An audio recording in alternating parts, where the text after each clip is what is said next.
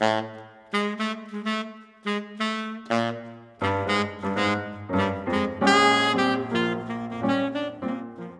a pleasure meeting you, Chris. I found out about you through Jennifer Price when I interviewed her. You know, we've been Facebook friends for a while, chatting, and yeah, I just found out about you, and I'm like, I've got to interview him. So thanks so much for being on the Everything Saxophone podcast. No, thank you for having me. That's a pleasure, and Jennifer's great.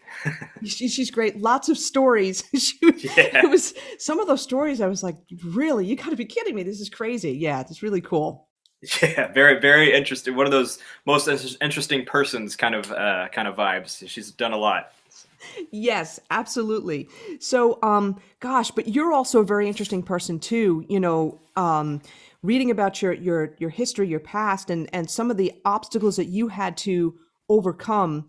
I'm actually gonna start from the beginning with this one. Sometimes I start like from left field in a particular topic. I do want to start from the beginning because you do have Sure. some things going on there. So, talk to us about like where you grew up, when you started getting involved with music, and when you first started playing saxophone.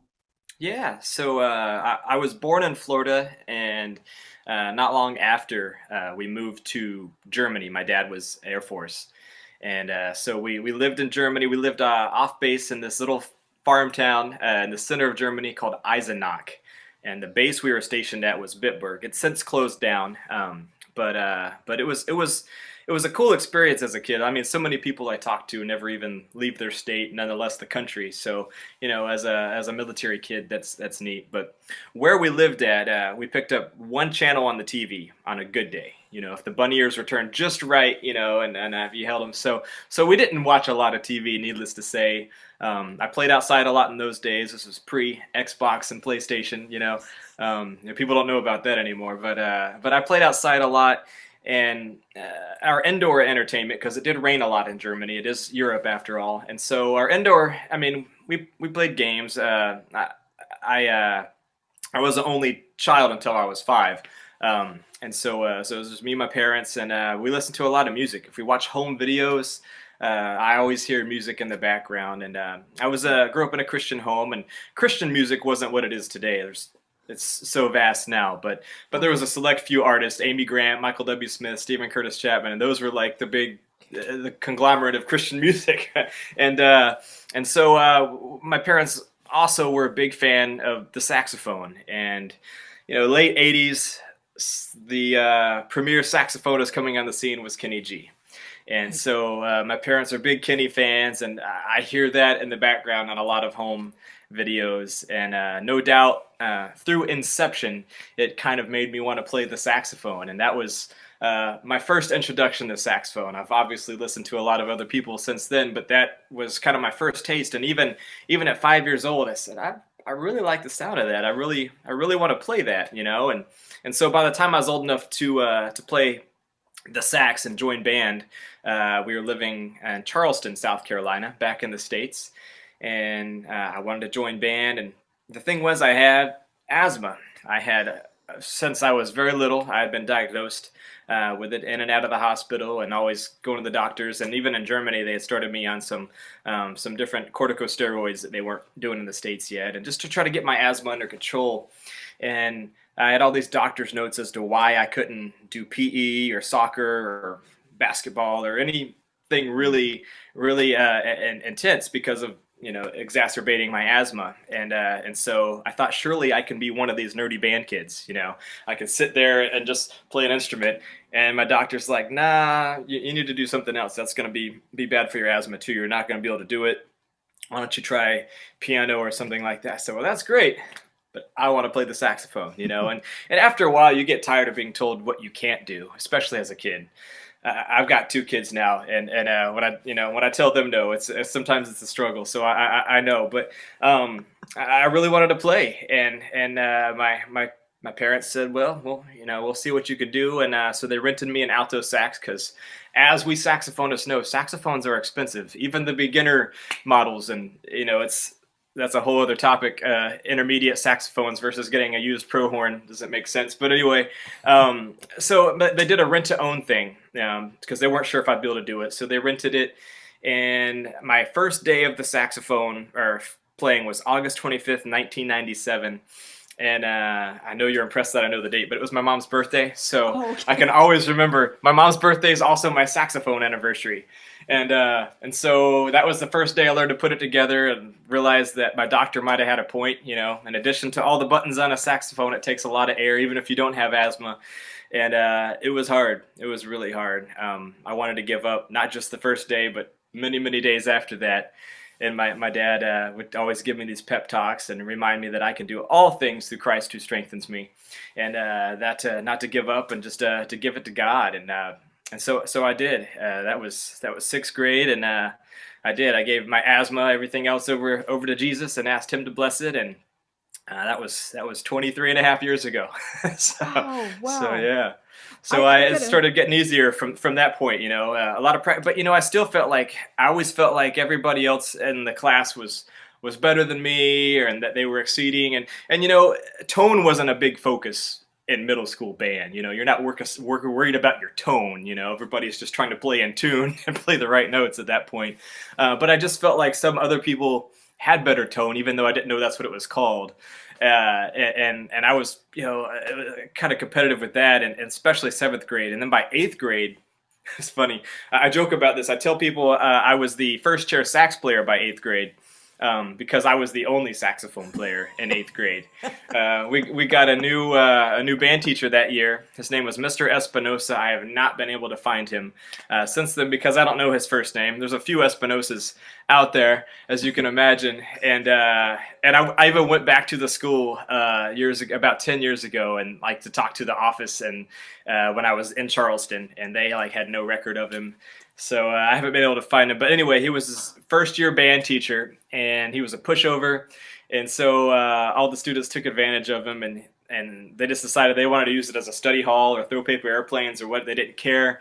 And so Oh, he's like, if you don't want to have band concerts and don't want to learn, that's fine, but I'm here to teach you. And if you want to learn, let me know. And I was the only student that raised their hand. So while everybody else was doing homework in class, he brought his alto sax and worked with me one-on-one every day in my eighth grade year. So I was first chair by default, every day. that's an awesome story. Yeah. I've got to backtrack for 1 second. You Sure. share a similarity with Michael Lincoln. When I Oh, interviewed him, and when he was growing up, there was like it was either one TV station or one radio station. Yeah, I think it was one radio yeah. station. And, of course, Yeah. Europe and stuff. I'm thinking, and so I didn't know it was a tiny farm town in Germany where you had that one channel thing going on there. I'm Yeah, thinking, we had what's up with Europe? yeah. I mean, we had cows for neighbors. You just had to watch where you step. Otherwise, they were really cool. But yeah, They're great yeah, audience, right? They did. They listened to yeah, everything. absolutely. Yeah, they didn't complain. So yeah, that's actually kind of striking to me. With growing up with not a lot of distraction. You know, Yeah. today like we've got the phones, we have Oh the yeah. internet. All these types of things. But that's one interesting thing too. But also the other thing too, I found Germany seems to be so ahead of us sometimes in terms of medical stuff. Yeah. In terms of some of the things that I've had students from Germany, and they tell me these things. Oh yeah, we've had this medication or this type of thing for 10 years now. I'm like, what? We just was Yeah. brought to here. So that's interesting that you were diagnosed at a very young age, but maybe it was a blessing in a sense that it was in a place like Germany, because maybe they found something, they found something early or whatever. Yeah, yeah. They a lot of things are on the cutting edge over there, and I don't know if it's a regulation thing or lobbying or what it is, but there's so many things, and I don't want to get on a big pharma conspiracy or anything like that, but I feel like there's less restrictions, and maybe they're more open-minded over there about things, because there are some therapies that they do over there. There's some medicines that they use that we don't even, it's not that we can't use them here, but it's just kind of unheard of. And because that's not the way they teach the doctors here, they don't think like that. And so even as a respiratory therapist, I'm like, hey, this works for a lot of people over there, and there's nothing saying we can't use it, let's try it. And then trying to talk them into it is, things like that. Oh gosh, yeah. No, So we're yeah. definitely going to dive into that in a bit, for sure. No, because that Sorry, I especially. jumped ahead. Oh no, please, no. That's what I do. That's what I do here. Because again, just a fun conversation. But in terms of the asthma, like when you were saying, oh, you couldn't, like, I love sports, right? So I played a lot of sports growing up. I can only imagine what that must have felt like, not being able to play sports if you liked playing sports, and being told, no, you can't do that. Sorry, you can't do that. Yeah, I mean, one thing, yeah, is was helpful is that my family wasn't really big into like watching. Like, of course, we only had one channel over there. But yeah, as I got older and we had more than one channel, my dad wasn't the guy that watched football every week, and anytime a game was on, he had it. So I didn't grow up in that kind of house, so that was helpful. Where I wasn't like seeing all these NBA and superstars. And I'm like, so I want to be like that. But it was definitely, you go to school and you're in PE and you're just kind of sitting on the wall because you can't do that stuff.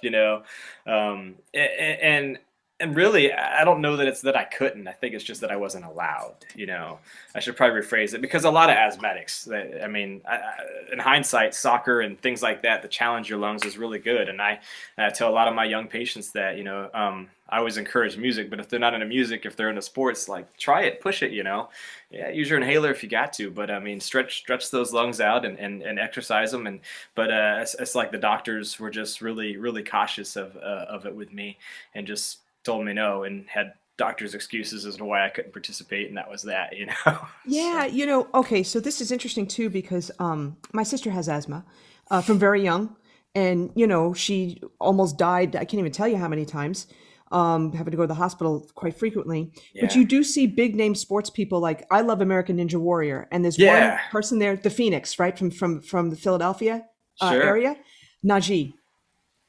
Incredible. That guy's incredible. And I remember when he was going through, I think it was stage 2 at the finals, and there was an underwater element, and he was deathly afraid of that because of the asthma. And the first Right. time he had to do that, it did get the best of him, but he came back like next year and he nailed it. He got Yeah. through it or whatever.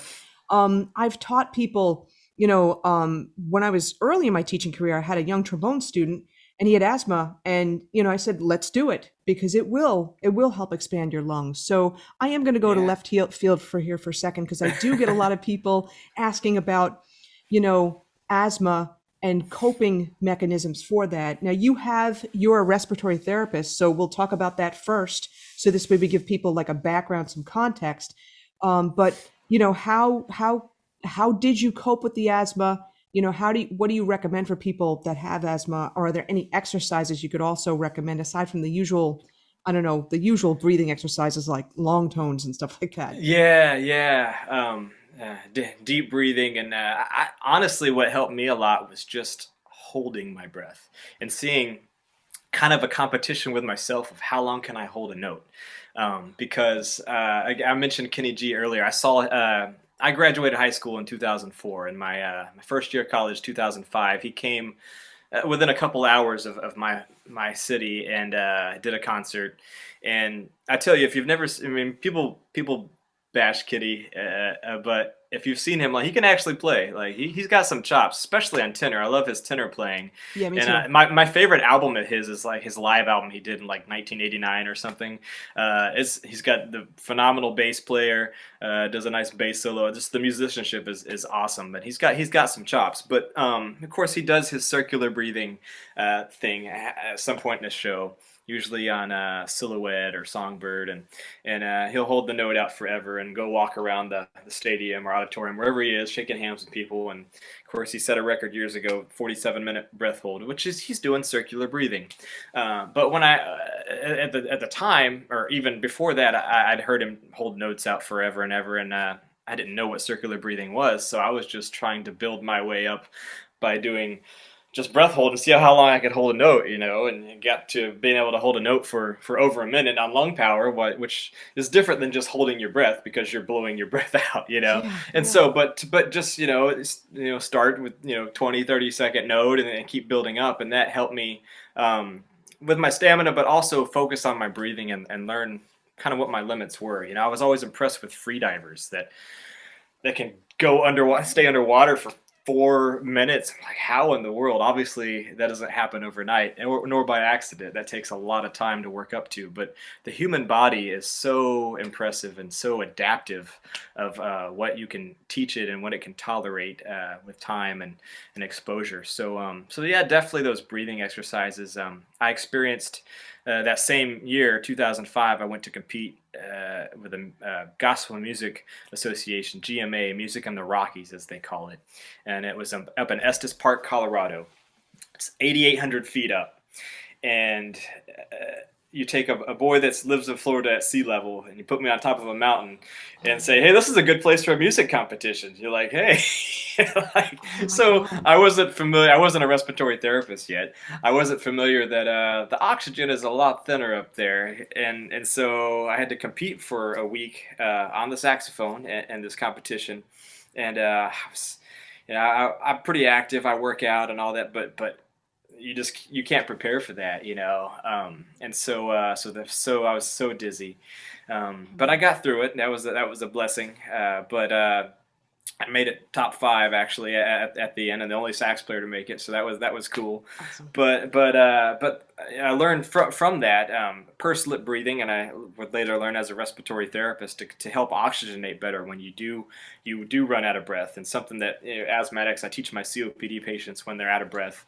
It's called pursed lip breathing, and the easiest way to describe it or demonstrate it is like you're smelling the roses. You breathe through your nose like you're smelling roses, and then you pucker up your lips and blow out like you're blowing birthday candles out. So I say, smell the roses, and then blow out birthday candles, and that'll help you oxygenate better and blow off that CO2 and just catch your breath a lot faster when you're out of breath. So that's something I teach COPD patients, asthmatics, and anybody that can benefit from that.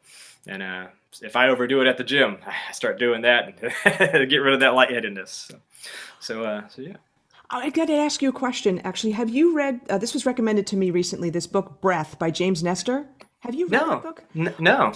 All right. I'm writing down a note. I'm gonna send that link to you. Okay. I think you're gonna find that incredibly interesting because Cool. James Nestor basically became a guinea pig in terms of, seeking the truth with regard to the power of breathing and how it can, breathing correctly can actually solve a lot of health problems and stuff. Sure. And he was experiencing a lot of health problems of his own, and sleep apnea, which is really bad, and that causes so many other problems. And It does.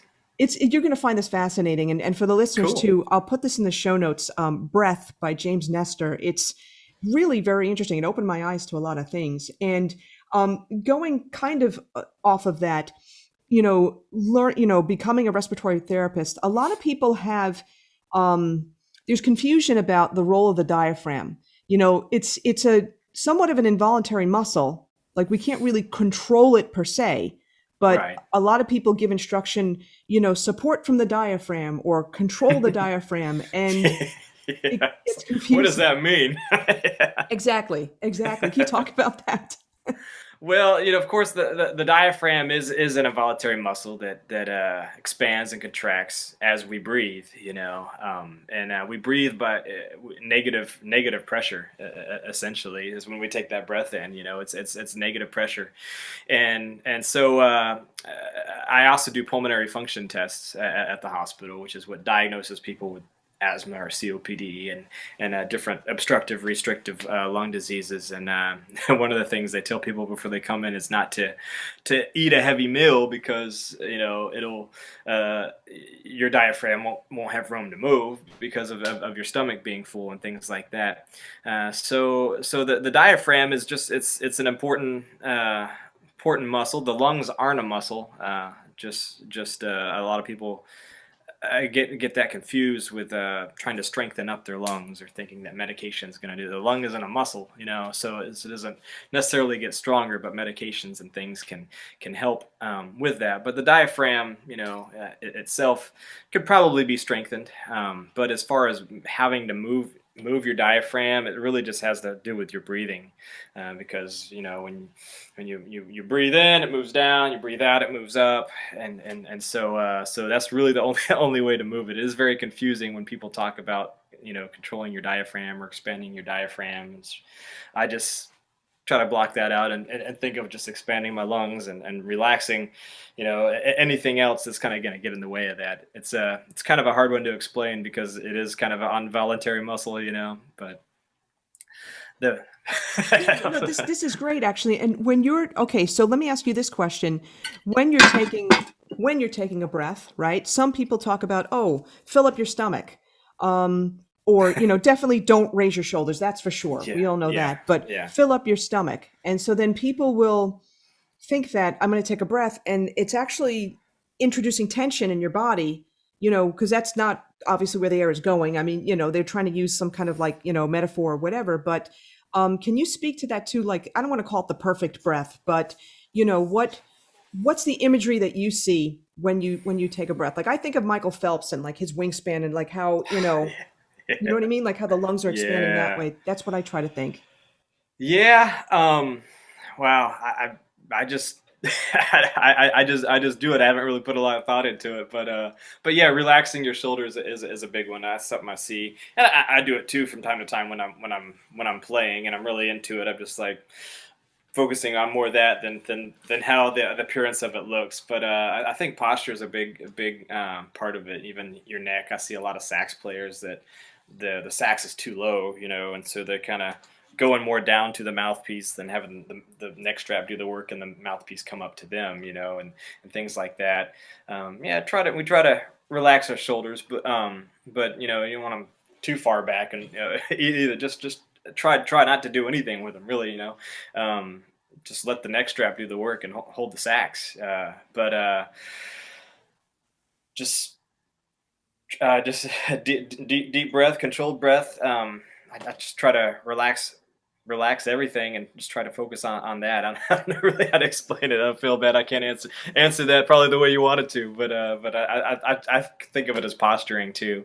I just see a lot of people misalign their neck too or something when they're doing it, and that I feel like that people work harder than they need to sometimes with the breathing aspect of playing, or just watching other players and I'm not necessarily watching myself when I do it, so I know I make a lot of postural mistakes and things if somebody's critiquing me as well. But that's just something I have seen. And word of advice, I guess I would just try to say focus on that, especially the airway, and while you're breathing and relaxing the shoulders, like you said. No, that is an excellent tip, and that's a fantastic reminder too, because we all do that, right? Especially if you're performing on stage, you're getting into it. You've got the sax at a certain level and this kind of stuff because it's Yeah, cool, it's fun, you're getting into it. But also too, yeah, that neck protrusion. And yeah, you know what? I notice there's times I do that too, and yeah. We all do. Yeah, yeah, it's just pushing the horn out away from you so the mouthpiece comes in your mouth. No, that is a great reminder. And now when I go and practice later, I'm going to be like, oh, wait, which hopefully will help other people too by you saying that and reminding them. And, maybe reminding people to look in the mirror or videotape, but even better, videotape yourself when you're practicing. Because when yeah, you look in the yeah. mirror, you're like, just, you're contorted. Yeah, Right. videotape yourself, and then you'll be like, "Oh my God, I can't believe how far my neck is sticking out." Right, right. Because I mean, yeah, like you said, a live performance, you're getting into it, and I mean, we bend over, we do all kinds of the things, and that's fine temporarily. It's just you don't want to do a whole show like that, where you come out working harder than you need to. Work smarter, not harder, as they say. And breathing, I tend to take just a really deep breath and then section it out, and then. Since I learned the circular breathing thing years ago, I sneak breaths in phrases. That's been very helpful with phrasing and not having to pick and choose necessarily where I stop to breathe. But I even before that I would take a big breath and just kind of section out my phrasing. And I think a lot of people sometimes blow harder than they need to. Maybe a lot of people play on thicker reed than was probably necessary. I remember in school, it was like a big competition who was playing on the thicker reed. Like, it really depends on your mouthpiece and your setup. And once I got away from that, I kind of learned that and realized that it's not a competition. It can really affect your tone if you play on something that's too thick. But anyway, that's a subject for a totally different conversation. Oh, no, no, no. That was great. That's actually perfect because you're right. Gosh, I remember some of my early mentors saying, oh, you got to play on a much harder reed, and then Yeah. a large tip opening, and you don't know what you don't know, and then Yeah. you Yeah. start distorting your face to try to make everything work. And Yeah. it's funny, you mentioned something really, a great point for people to remember is that you look at your musical heroes. Does it look like they're really exerting a lot of effort? And Exactly. no, and it's Yeah. almost like an 80-20 rule, applied to playing. If you're exerting so much effort, then that's the time where you want to look at your posture, like you mentioned before, and also, like you just mentioned now, your setup too. Yeah. I mean, it's just like you should make it work for you. And I think I heard Kirk Whalum say many years ago that his saxophone was an extension of him, and that's the way it should be. It's a really good description because it should be. I mean, you should be not even you just be focusing on what musical thought you're trying to get across and what you're playing, whether you're improvising or playing a song you've played 1,000 times, but just. You shouldn't be thinking about how hard it is to play or those breaths. I see some people that it seems like they're I mean, they're turning red when they're blowing in this thing. I'm like, and it shouldn't be that. It shouldn't be a struggle. It should really be pretty effortless, if you've got the right setup and sizing. And that's, mouthpieces can take you down a rabbit hole. But regardless, I mean, you're getting the right reed to pair with that and the right strength so that you can not only hit the high notes, but you can also hit the bottom notes. I think a lot of people kind of focus more so on a altissimo and they forget about the low end too. And it's a balance. So. Higher, faster, louder. Yeah, exactly. Exactly. Well, taking a right turn now. So you had alluded to, and I was going to ask this, um, your inspirations for R&B and gospel music. And I didn't know about that competition. So can you talk a little bit about, how you got into gospel music and R&B, and then what led up to the competition, and what you've been playing in terms of R&B and gospel and stuff like that? Yeah, so I I mentioned I grew up in a Christian home and outside of instrumental saxophone music, it's really all we listened to. Was Christian music, which was ever changing and evolving and growing musically. But I tend to really like pop and soul music and even old school stuff. I mean, like Michael Jackson and I liked what I later found out was R&B. And at that same competition that and Gospel Music Association, which I think in 2005 was like the 31st year that they had done it, but it was so it's been around a while. But it was growing in popularity because around that time was American Idol and America's Got Talent, all these big national competitions coming out. So this was the gospel version of it. But what was cool is it was a seminar. You had a competition, but you also had all these classes you went to during the day. It was a week long thing, and these seminars you could pick and choose what you wanted to go to. There was songwriting, there was live performance and things, and they were taught by Christian artists and industry professionals, A&R reps, record labels. Some of these record label reps were not just Christian labels, but secular labels as well. And I remember there was one guy that's very familiar in the industry. I don't know if you've heard of him. His name's Tom Jackson. And he teaches how to give concerts to everybody, from Taylor Swift to Justin Yes. Bieber to Christian artists, non-Christian artists. It doesn't matter. He teaches everybody on the industry because you go to a concert, it's well rehearsed. It's a performance. It's a show. There is a rhyme and there is a reason to why they do this song at this point in the show and this song and why they do this. And there's takeaways to that. It is very organized, and he teaches people how to do it. So I've gone to a couple of his seminars over the years, and he has DVDs and everything. I learned a lot about that. And in my opinion, anybody that is a performer should at least watch his DVD or go to one of his things or something, just to kind of learn the formula to what makes it work. But I met him. But to circle back to your question, the nightly shows they'd have all these megastar performances every night. Some of these were teaching the seminars that you just sat in their class earlier in the day, and now they're giving their concert that night. There was some gospel artists that were there. Michael Stampley, he's a gospel singer, songwriter, choir director.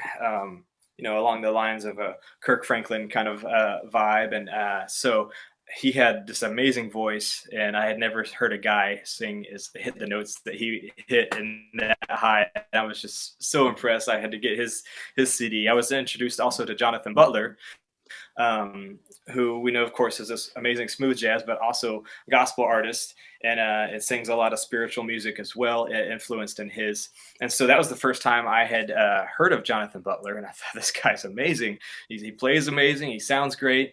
And so yeah, I didn't really grow up listening to smooth jazz, as we call it. It was something I discovered as I was graduating high school, going into college. There was a lot of saxophone players that play in the Christian industry. Sam Levine, Dave Thrush, that play a lot in Nashville. They do a lot of saxophone recording on other people's works, but they also have their own instrumental things.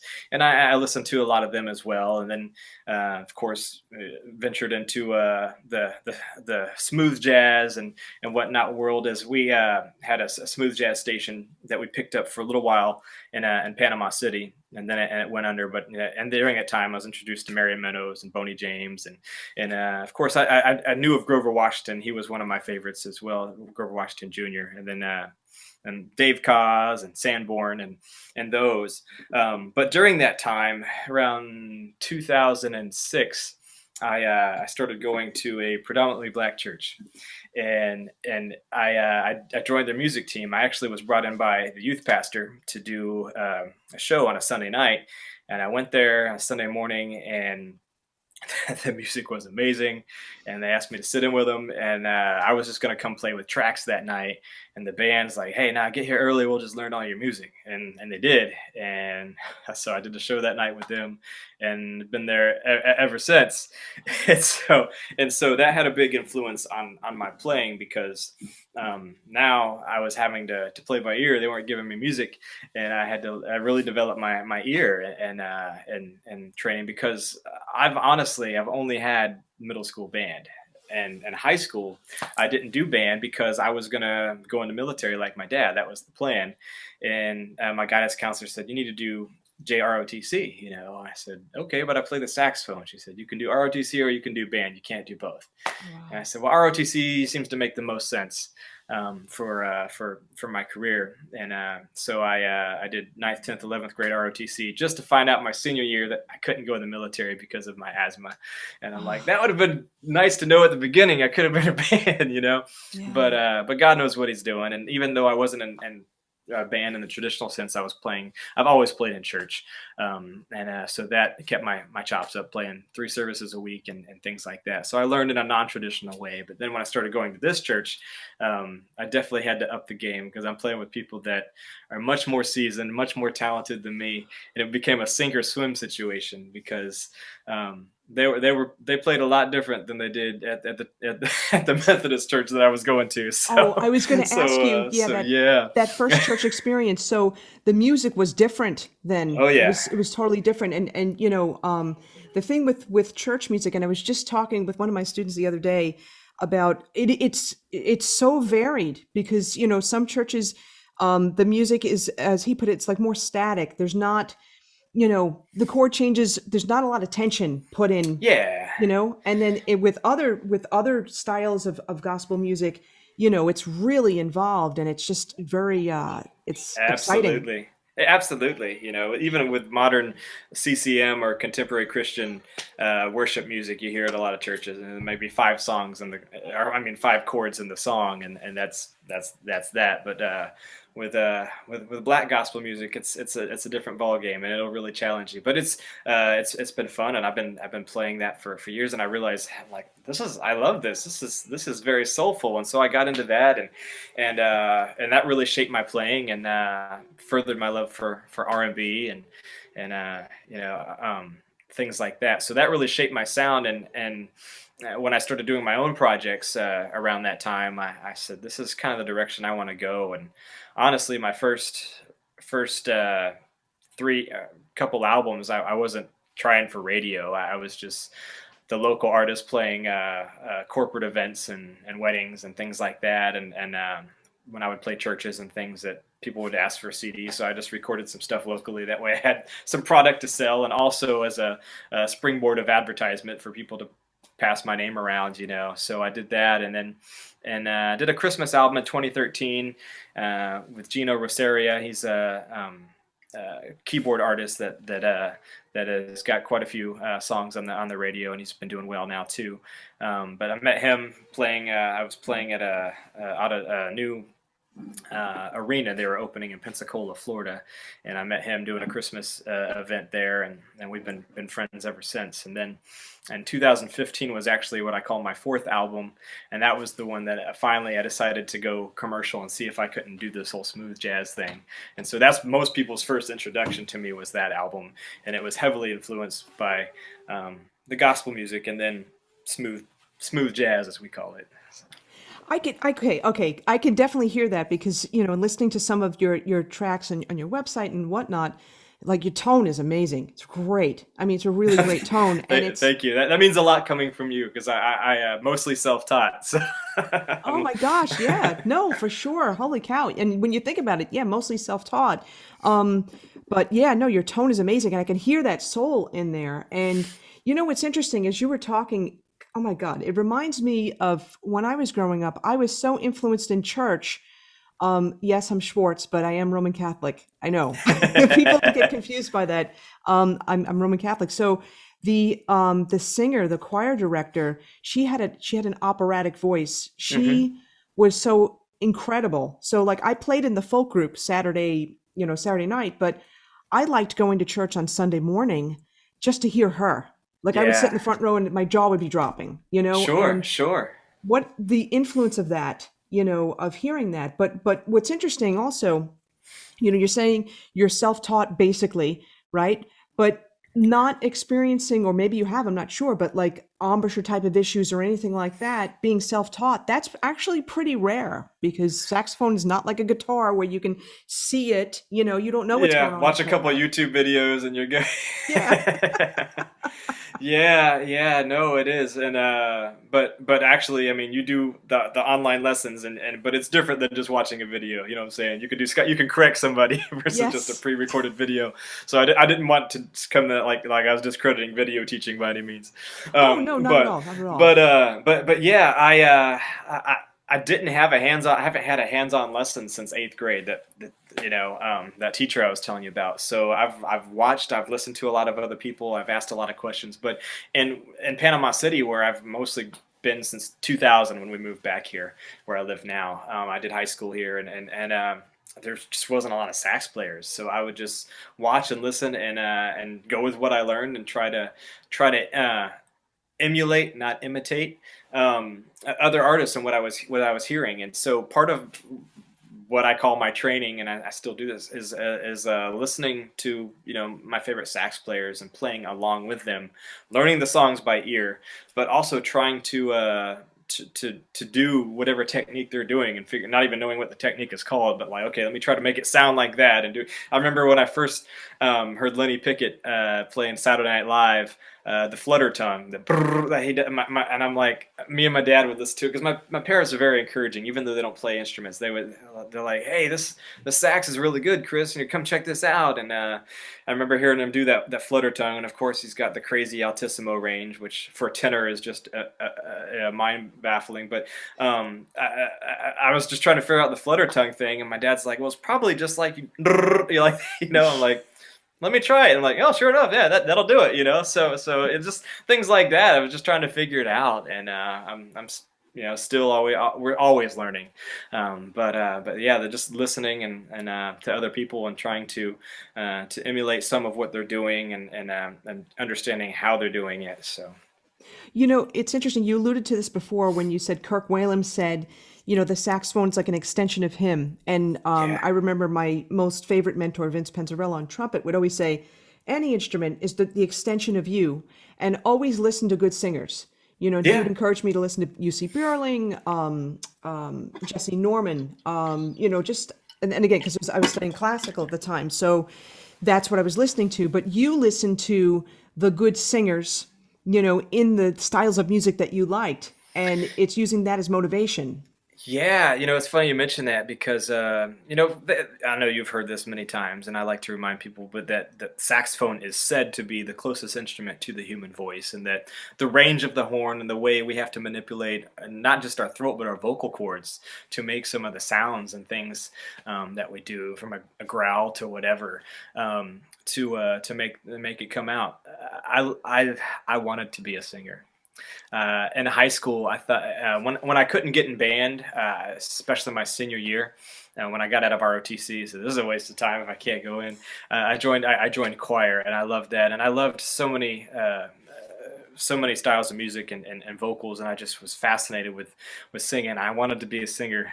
I could not.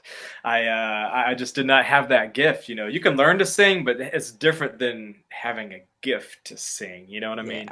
Yeah. And so my senior year, my worship leader at my church left, and just kind of abruptly, and she had given me the platform to play the sax. Again, this was at the Methodist church still, but every Sunday I would get up there with my saxophone, and during offering I would just play something a cappella with the sax that I had transcribed in a church song, and I would just play it. And that was, and then she had we'd formed a little section where I could play with the praise team, and I would learn to play by ear, and I started ad libbing and things like that. But then she kind of left pretty soon, and then uh, all of a sudden we didn't have a choir director, keyboard player, praise and worship leader, and so they said, Chris, get up there and play. I said, I play the saxophone, not the piano, And then I said, well, there's the piano, learn. So I went to the music store, and I bought a chord book, and I just like tried to learn like those 3 or 4 chords by the next Sunday to get up there and play a couple songs that weren't in the key of my voice, but I didn't know that because I could only play in the key of C at that time, and within a couple days' notice. And so I worked on that. Big fan of Michael W. Smith, and his worship album was coming. His first one was coming out around that time, so I played a lot of his stuff because I could sing along with it, learn it, and did that. But I did that for about a year and a half, because I was voluntold by the church to do it. But I did that, and I enjoyed it. But of course, I liked playing saxophone the most. But I couldn't play saxophone and lead the choir, all that. So I did that. But it was a church, so they were very generous. Good audience, I guess, or accepting audience, I guess you could say. They didn't boo me off stage, but anybody else would have, because I'm not a singer. And so as much as I wanted to be, I just could not make that happen. So I went back to focusing on the saxophone, and that's when I had changed churches, and I went to the predominantly black church, where I'm the only white guy there. But that's where I really learned to play, and I was able to spread my wings, and I love it. So that is kind of how that happened. But again, circling back to the vocals, I listen to so many singers, and since I can't sing like the way I would want to. Let's put it that way. I don't sing the way I would want to sing, and so I try to implement that into my playing and try to play the sax the way I would sing if I could. So That's a great story, and I think it's inspiring to people. And I'm just curious, though. You self-taught, right? So tone, all great, all good, and emulating singers, that absolutely helps. You learned how to adapt to the asthma, that kind of thing. But let's talk like improvisation and stuff. Any formal training? Did you go to college? Did you take any courses and any of that stuff, or it all came from the I, church? I from the church. I started off majoring in music, and my first 2 years of school, and honestly, I was bored with it because they didn't. Then when you're a music major, they make you declare your instrument, your voice or whatever. And of course, naturally, I wanted to pick the saxophone, but they didn't have a saxophone teacher. And so at the state college I was going to, they got one later, but at the time they didn't have one. I said, well, you can do piano, you can do guitar, you can do voice. And I'm like, I play piano, but I played by chords and ear, like reading, like trying to learn. Of course, I read sheet music, but piano sheet music, when you got a treble clef and a bass clef, is different than just if you've always read sax. I said, I am not trying to relearn how to do that. So I just said, I'll start with voice. And maybe they can help me in some shape or form. But of course, it was classical, and so I'm not even singing in English. I'm singing operatic stuff in German and Italian. I'm just like, this this just isn't what I want to do, and my dad's like, one, you should do what you want to do. He said, why are you majoring in music in the first place? He said, I know it seems like the most natural thing to do, being a musician, but he said, people are already paying you to play gigs, and I've been playing since my senior year at high school. He said, people are hiring you to do weddings, and you're playing these corporate events and things. He said, they don't care if you have a piece of paper that says you have a music degree. He said, get something that you can always have a job with. And his thing he was always hammering into me is, do what you got to do so you can do what you want to do. And so he said, look at healthcare. He said, you'll never miss a meal if you go into healthcare, and so that's when I found out about respiratory therapy. I didn't even know what a respiratory therapist was. TV glamorizes doctors and nurses, and they're the only ones in the healthcare field, if that's all you watch is TV. But there's all these other fields in healthcare, ultrasound, radiology, and different things. And so I stumbled across respiratory, and that's what I went to school for. But as far as improvisation, it came from the church. I'm not the best improviser by any means. I have my methods, but I am definitely not the bomb.com with that. I have things that I do, and whatnot, but I am not a straight ahead jazz player. That would I'd definitely be out of my element. So I stick to what I know. You stick to what you like too. Yeah. Did you Absolutely. did you study? Did you? Okay, well then let me ask you this question. Maybe it's Captain Obvious or something like that. So you mentioned you're not a straight ahead jazz player, but did you do any kind of studying on your own of jazz? Like, did you, whether it was a smooth jazz thing, or you actually looked at like the Charlie Parker Omni book or something like that? Yeah. No, I've looked at definitely some of the riffs and things like that, and played along with some of those things, and listened to my share of it. But I just always came back to liking melodic stuff, so I can improvise on a solo or a section like that, and a lot of that came from church too. They're just playing in between the holes of the singers and just throwing in something there, so it's not dead space.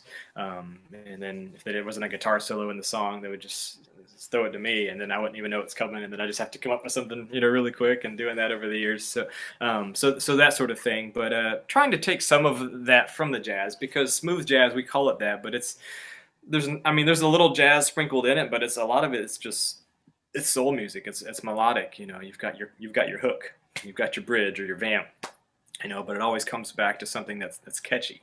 At least to be on the radio, it's got to be catchy.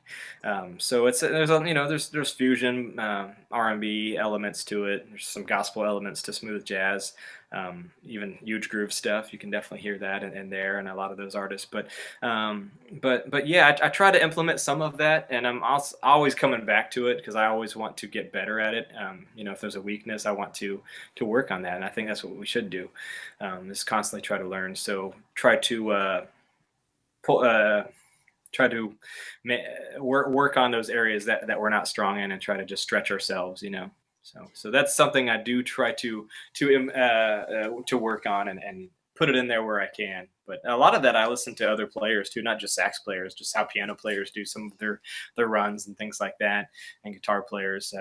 So Yeah, no, thank you for sharing that. And I'm wondering if you could also share, you briefly mentioned, plugging in the holes that the singers may leave. Now, sometimes it's hard to do that, to put in those tasty licks, those tasty fills, if everybody's doing that at the same time. Do you know what I mean? Like sometimes some music is so yeah, involved, and sometimes yeah. in R&B or even some gospel music, it's hard to find those holes that you could plug in. Can you talk about that a little bit?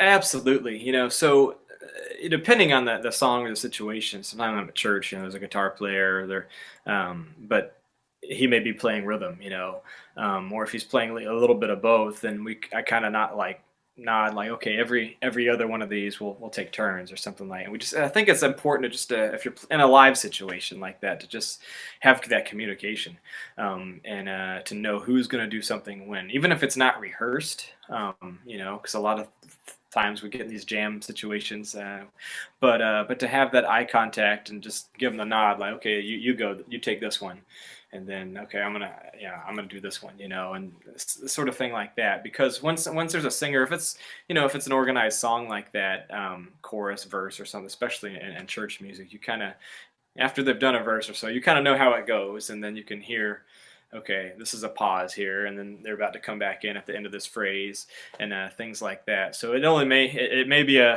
half of a measure, little sort of thing, but just trying to find that and not overplay, because that's something I hear a lot of people is just try to fill every hole, and you've got to leave some space, and that kind of comes with just with time, with practice of doing it and hearing what's too much, and trying to know your limits and not overdo it. And that can be a big thing with church musicians too. Some of them can just overplay, and a little bit as a little bit will do you sometimes. Keep it simple. Yeah. Yeah, no, for sure. And like Miles Davis always said, space is just as important as the notes. Yeah, And absolutely. It's the notes that you don't play, right? yeah, yeah, for sure. All right. Well, okay, now I want to go back into your timeline, so to speak. So, around 2006, 2007, right? When did you start doing respiratory therapy? And then you started playing, some of like the bigger shows, because I do want to get into, some of the people that you've headlined for, that you've shared the stage with as well. Yeah, so I had graduated my first term with my AA in 2006, and took a year off and a little bit of time, actually just mainly the summer, I guess, and found out about respiratory therapy accidentally when my grandmother went in the hospital, and she was being treated by a respiratory therapist when I was visiting her. She had pneumonia.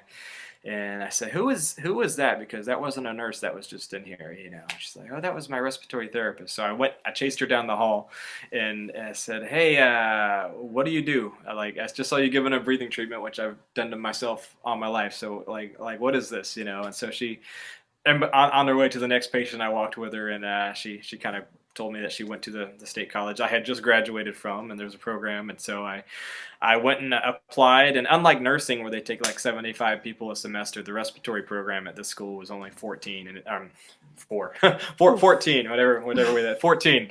I don't know what I'm doing with my fingers, but 14, and so it's very intense. We graduated with 7, so a 50% dropout rate. Wow. And so I got into the program. It's a 2-year program, so I went to school for another 2 years there, and graduated in 2009. And so from there I was working on, at the end of my year, I call it my debut project. It was One Breath at a Time, that CD, and it was kind of a play on words, because respiratory therapist, asthmatic, and it was kind of a gospel jazz vibe. So I launched that out, and again, it wasn't really for radio. It was just more of a local CD thing, and for some of the churches I was playing at. But from there, I had some cool opportunities, some people I have met, just always networking, and I got to play for Dancing with the Stars when they did their live tour. I had touched base with a Fred Astaire dance studio down here, that some of the dancers on Dancing with the Stars had gone through, and so they do a show for them after the TV the season airs. They would do a little live tour through Florida and do some shows, and so it was an opening act one year, and next year they let me be an opening act and a featured act, and so that was cool. And there's only out of all that, there's only one YouTube video out there to prove that I was even part of it, but it was fun nonetheless. Meeting Max and those guys, which was really neat, and just every opportunity I could jump on. I used to do a lot of pro bono gigs to try to just meet who I could, and they would always lead to something else that did pay, and so I remember getting a call for T. Graham Brown, and to be his sax player for a show he was doing here in Florida, and so I never even met him until he came out on stage and whatnot. But I played for him, and then I kept working at it. And again, I mentioned my fourth album, the Starting Over one, that came out in 2015, and that was my push to finally see if I could do something in the smooth contemporary jazz field. And I hired a radio promoter, which makes all the difference.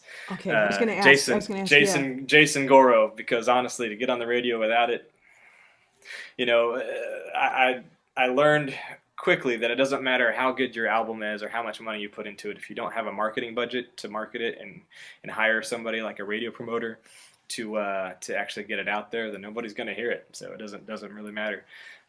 So I did that, and by the grace of God, Watercolors liked it. Sirius XM picked it up, and Pandora finally accepted that one. They turned me down on all my previous ones, and they accepted that album and iHeartRadio and all those. So I finally got on the airwaves and got the channel on Pandora and Spotify and all that. So that helped me put a mark out there. So the first single was Rain, that off of the Starting Over album.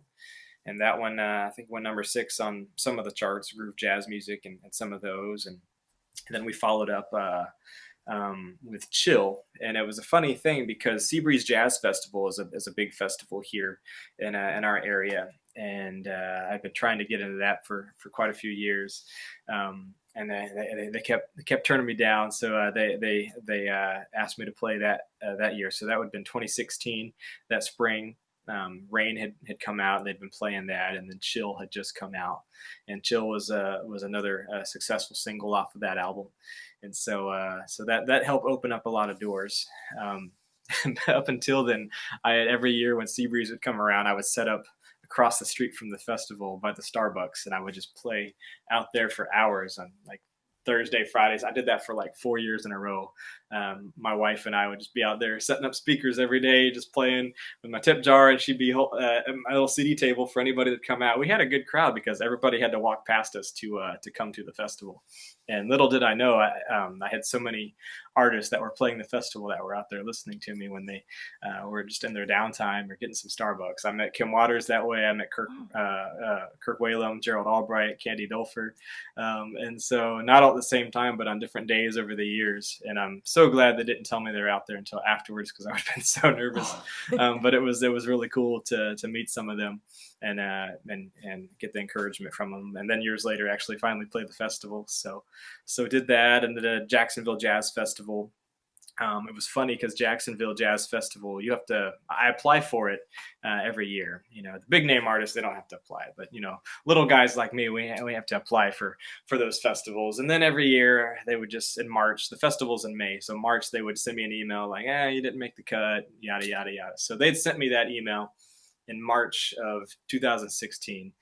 And 2 weeks later, Chill was doing really well on the charts, and then they called me up, said, "Hey, we made room for you," and one of those things. I said, "Oh, okay." So we made that work, and then that May I played there. It was a month after Seabreeze, so that was a good year. So I've pretty much done most of the festivals in Florida. I've done some down south and things like that. And then I still do a lot of private events. I've done some jazz clubs. Clearwater, I've played a couple times down there. They have a Clearwater Jazz Holiday, and Tower of Power was there one year. Played on the bill that year when they were playing. Let's see, Mindy Abair played a few that she's been at, and one of the after parties for Clearwater, I played with her. She's great. She is. She's really, really cool. And most all these smooth jazz guys, they're really, really, really humble and really, really genuine people. So had fun. I love that story about, and you answered the question actually, but how you just set up shop right across the street from Seabreeze and just started playing and did my own thing. Playing to your own tracks and stuff like that. And I was going to say to you, gosh, I wonder if anything came of that, and it did, which is great. Yeah. It's just that whole persistence thing, and I don't like to be told no when it's something that I want to do. Just from being able to play the sax to playing where I want to play. So. I was just about to make that connection, that recap connection for sure, because that's exactly it. And it's also thinking outside the box too. Yeah. Where there's a will, there's a way, and so just trying to figure out a way to make it happen, take the music to the people, because like you said earlier, we don't know what we don't know. And I meet so many people all the time that say, well, I don't really listen to jazz, or I don't like jazz, but I like what you're doing. And I'm like, well, I'm glad, doing something different, but I'm doing what I love. And in addition to my music, I play a lot of covers when I'm doing events, because I want to connect with the audience. I want to play stuff that they recognize, and it's a very, very diverse song list that I do. Of course, last year everybody was doing the Facebook lives. I haven't done one in a while, but I was doing them every week, and people would always comment on there like, "This is the Chris Godber variety show," because I may do something by Kim, and then I'll do something by Jason Mraz, and then it'll be like Bruno Mars, and then it may be Frank Sinatra. So it's just a little bit, because we joke about it in Florida. If you don't like the weather, then wait 10 minutes and it'll change. But it's kind of like that with my music too. If you don't like this song, you'll probably like the next one. So just hang around.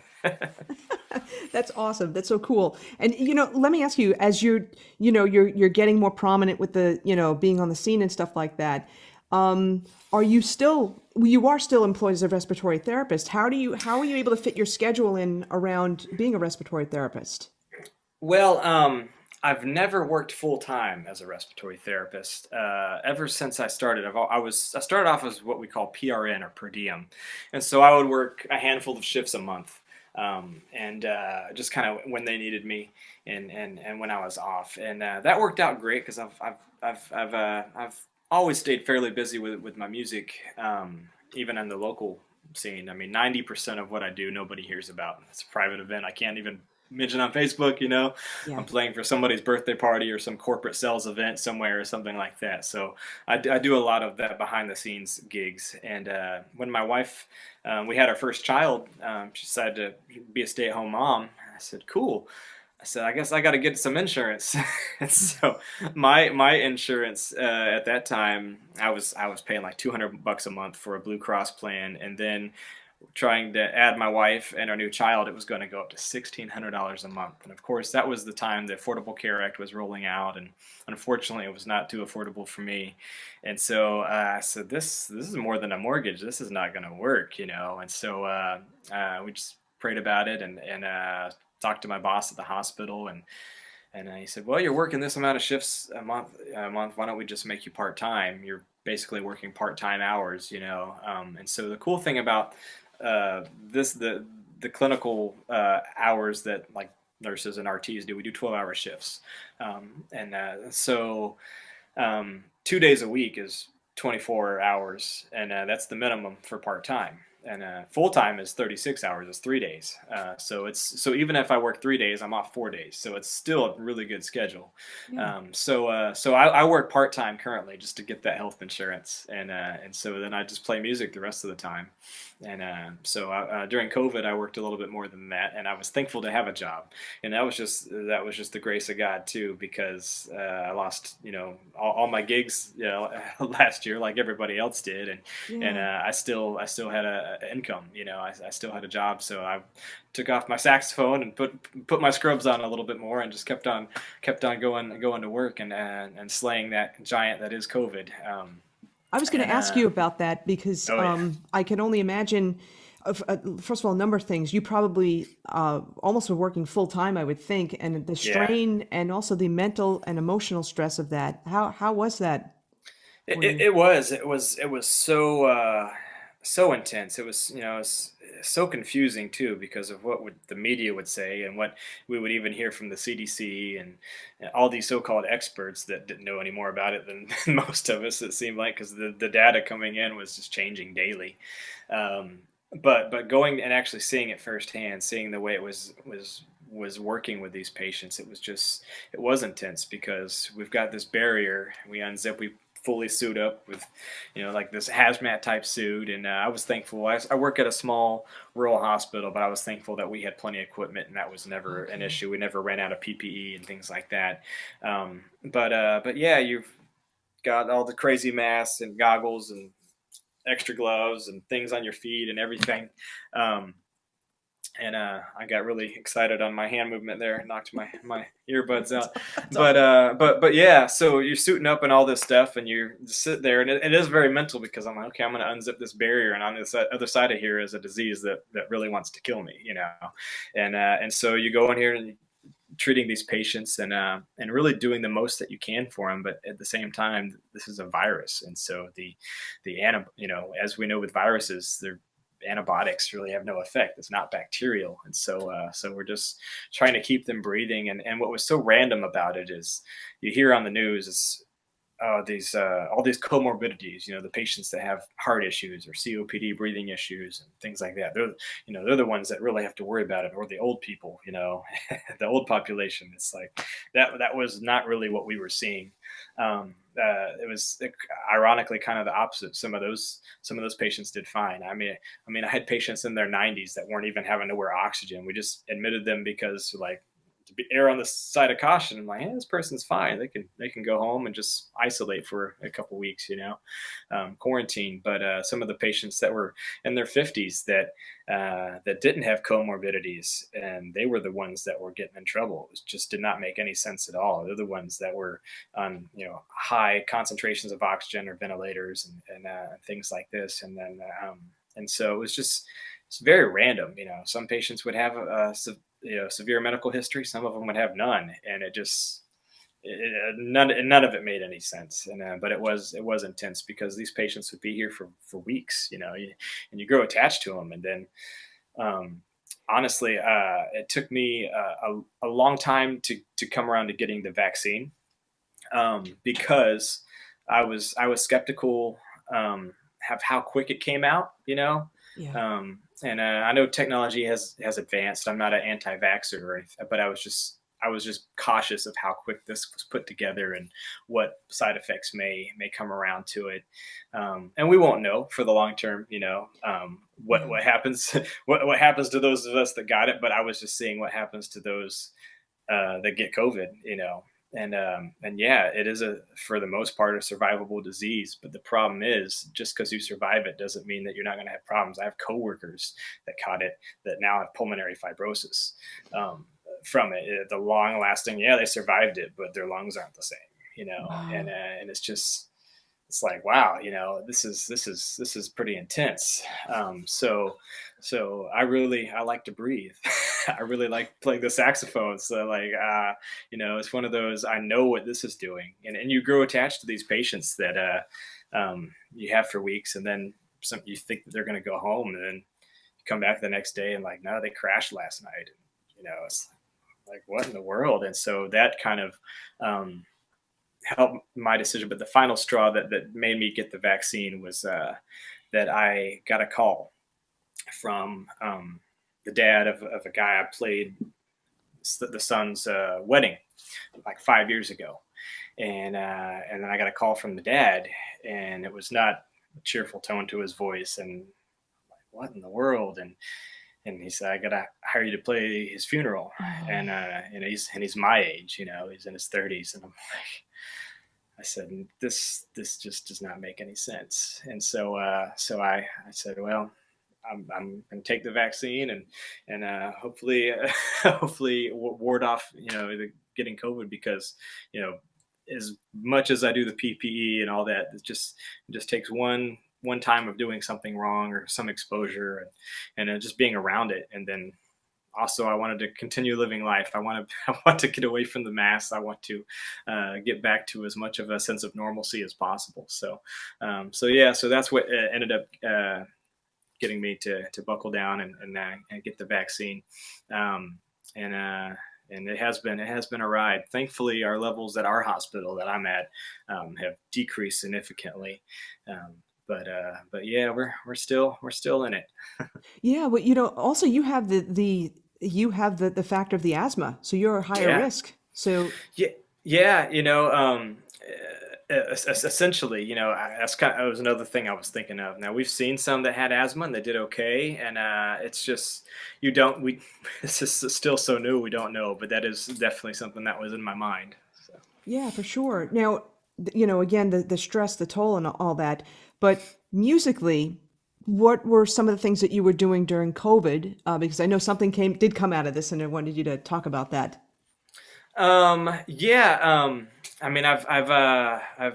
I've played, did the Facebook Live things. I did that pretty regular. I was playing a few private events, like some outdoor things. I did some birthdays, very socially distant birthdays and things. But then I decided to record a single during the time last year, and I put that out. It was called Essential. I named it Essential for the obvious name of the word that was just being thrown around so much last year. What was essential workers and things. Of course, people think of healthcare and truck drivers and all these people, all these things. But so many of us are essential regardless of what we do. And I know that in quarantine, a lot of us were um, watching Netflix and listening to music and things like that. And I hope it brought a new appreciation to the arts, not just music, but even actors. People that, and I don't like to put celebrities on a pedestal, but I really do appreciate all the actors and even the non-famous actors and not even the actors, but all the people behind the camera and the boom operators and everybody that makes a show or a movie come together, as we're all streaming the mess out of everything on Netflix. And like, hey, if we don't open things back up, there's not going to be anything new to watch. So things like that. There's not going to be any new music coming out. Of course, a lot of musicians could record at home, and many people did with modern technologies made that possible. But so I put the song out there. It was kind of a grooving mid-tempo thing that I called it Essential, just obviously as a healthcare worker, but just to hopefully make people think about a little bit what is essential exactly. And I think music is too. Music is very important to change our mood. It can make us feel any kind of way depending on the kind of music, and it's definitely important. So. Yeah, for sure. And, in terms of, getting through COVID and, you put out the single, what are some upcoming projects now that, I mean, COVID will always be with us in some form. It's just that it's not going to be at the strength that it was last year. But, what are some of the Yeah, I think upcoming it's kind of things? the new flu. Yeah. We'll have it around, but I think it's going to be more commonplace to talk about. So, I've got a new project I'm working on. Actually, kind of having to do with COVID. I started my project before COVID. I was going to put out a new album last year, and then COVID happened, right? And then I said, I don't want anything with 2020 on it to come out this year.